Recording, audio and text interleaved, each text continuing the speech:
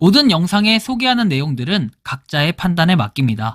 리 에이스 채널은 항상 모든 영상에 있어서 유료로 하는 것들은 신중하게 결정하시는 것이라고 말씀드립니다. 아울러 무료로 하는 것들 역시 각자의 판단으로 선택해서 결정하시는 점이라는 것을 강조드립니다.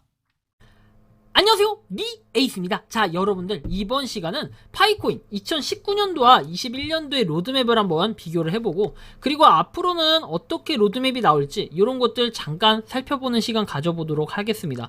여러분들 최근에 어떤 일이 있었는지 알죠? 코어팀에서 발표한 내용에 따르면은 이제 조만간 로드맵을 공개하겠다라고 얘기를 한 게 있었습니다. 크립토킹씨가 얘기를 했던 걸로 기억을 하는데요.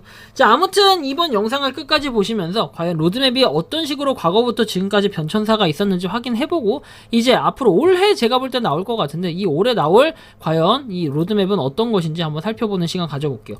일단 지금 여러분들 보시는 것처럼 19년도 그 다음에 21년도 해서 2년 터울로 로드맵이 발간이 됐어요. 그리고 나서 이제 2023년 하면은 2년마다 한 번씩 로드맵이 발간되는 거, 이건 사실 정상적인 부분이면서도 어떻게 보면 좋은 방향으로 나아갈 수 있는 이 기회라고 생각을 합니다. 근데 이번 로드맵은 좀 더 잘 나와야 될 것 같은 이런 느낌이 들어요. 공식 사이트에 들어가면 기본적으로 뭐 이런저런 내용들이 쭉 나와 있습니다. 우리는 뭐 파이코인에 대해서는 다들 잘 알고 있고, 파이코인의 이 개척자 파운더가 누군지도 잘 알고 있습니다. 대표는 니콜라스 코칼리스, 그 다음에 칭타오판 해가지고 이 두 분인 걸 잘 알고 있는데요.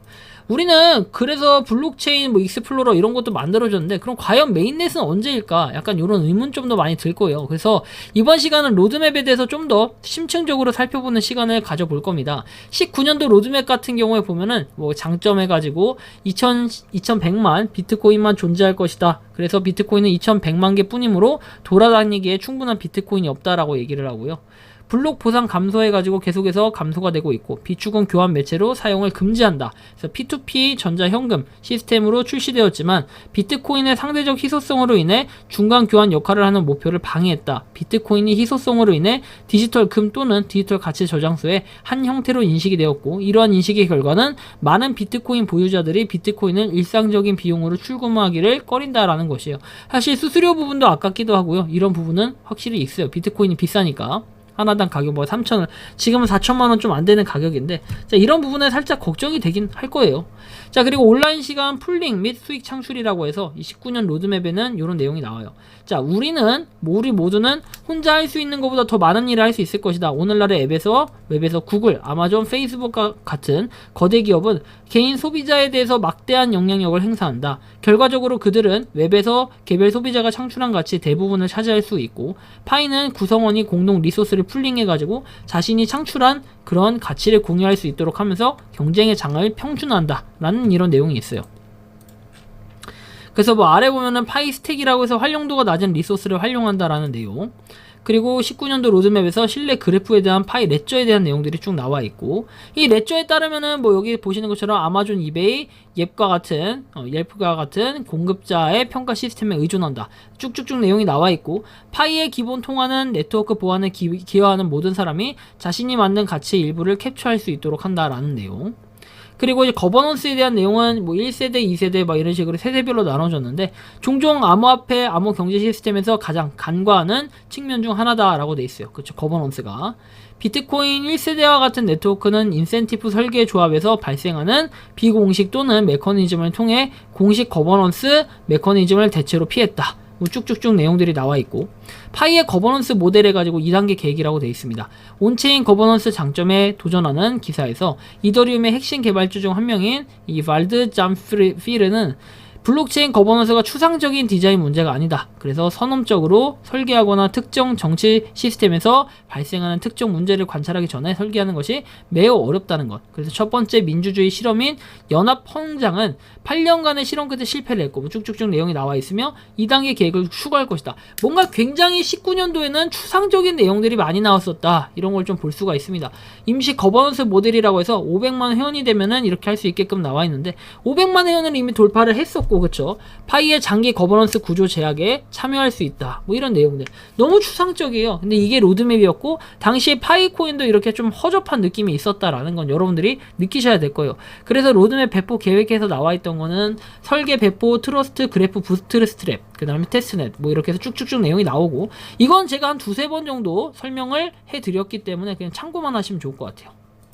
그래서 19년도 로드맵 같은 경우에도 결국 보면은 테스트넷, 메인넷 해가지고 이렇게 내용은 나와 있습니다. 자, 그런데 우리가 여기서 주목해야 될 점은 뭐냐면은 1단계에서 파이 에뮬레이터와 병렬로 실행이 되고 두 시스템의 결과를 비교해서 테스트넷의 차이와 누락을 포착해서 파이 개발자가 수정사항을 제안하고 구현할 수 있다. 그리고 메인넷에 대한 내용도 나와는 있는데 결국에 이 내용도 굉장히 추상적이지 뭔가 내용 자체가 명확하진 않다라는 거. 그냥 로드맵, 뭐 지금 이제 2021년도 내용을 보면은 파이 네트워크는 기술 생태계 설계와 개발에 대한 커뮤니티 입력의 중요성에서 고유하다. 그래서 베타, 테스트넷, 메인넷 세 가지 주요 단계가 있다라고 얘기를 하고, 그리고 베타에 대한 내용이 나와 있습니다. 자, 아무튼 베타.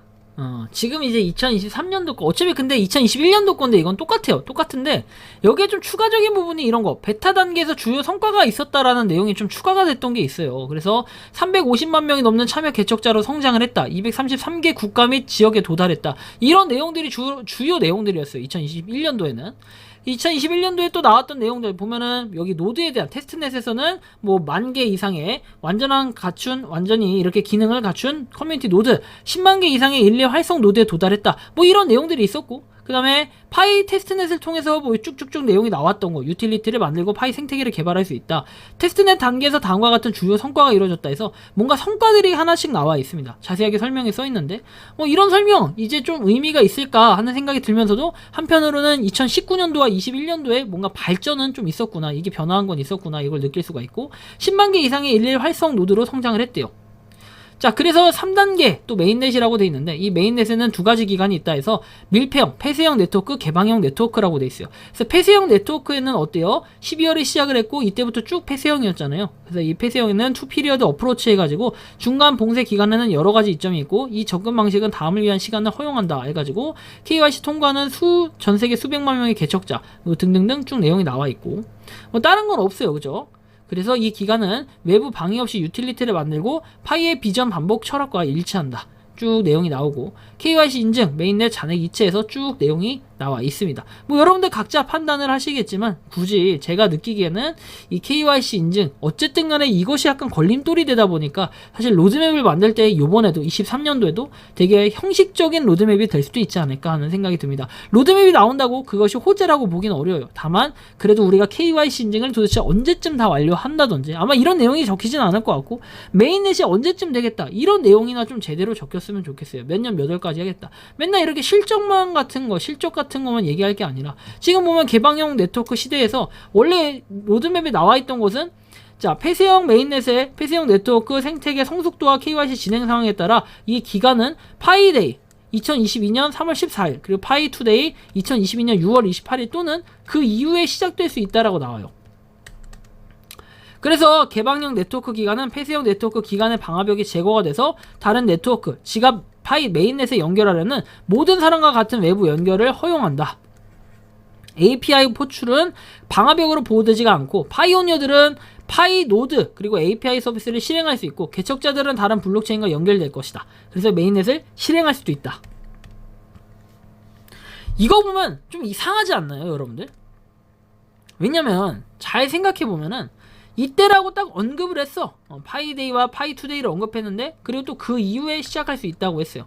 그 일 두 개 아니면 그 이후라는데 과연 그 이후에 도대체 기약 없는 요건 언제일까? 우리가 개방형, 폐쇄형이 아닌 개방형 메인넷. 실제로 이 메인넷에 가려면은 진짜 본 메인넷에 가려면 언제쯤일까 과연? 왜냐 2022년도 3월 14일 그리고 2022년도 6월 28일이라고 했지만 그거의 성숙도가 아직도 멀었다는 건가? 그래서 메인넷이 아직 이루어지지 않고 그 이후엔 지금 2023년 3월 14일도 지나서 6월 28일도 지나서 그쵸? 지금 뭐야 이게 그쵸? 이런 내용들이 굉장히 뭔가 신뢰도 이런 부분에서 사람들이 얘기하는 거예요.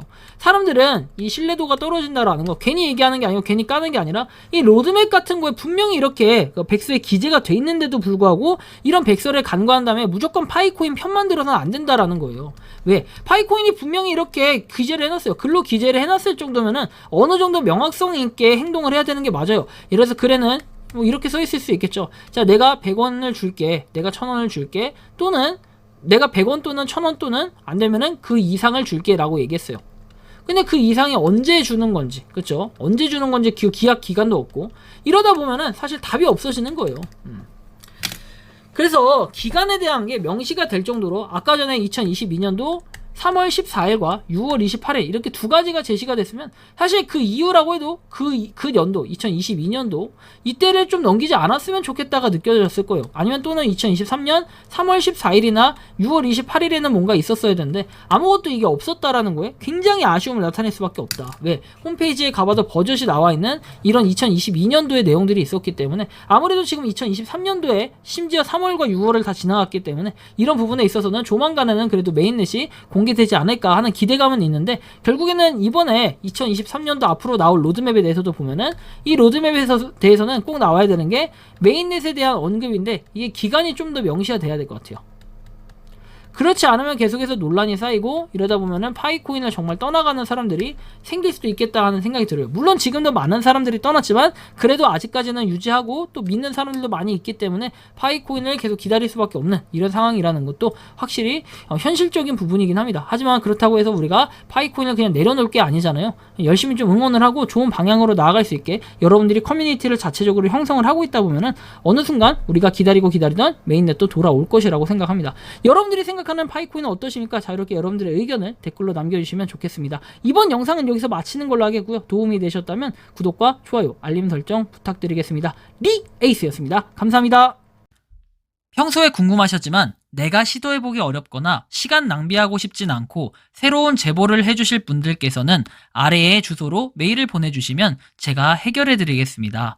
단톡방은 유튜브 검색창에 소통창구를 개설했습니다를 검색해주셔서 확인하시면 됩니다. 아울러 채널 멤버십 가입 시 다양한 혜택을 누리실 수 있으니 참고해주시기 바랍니다. 시청해주셔서 감사합니다.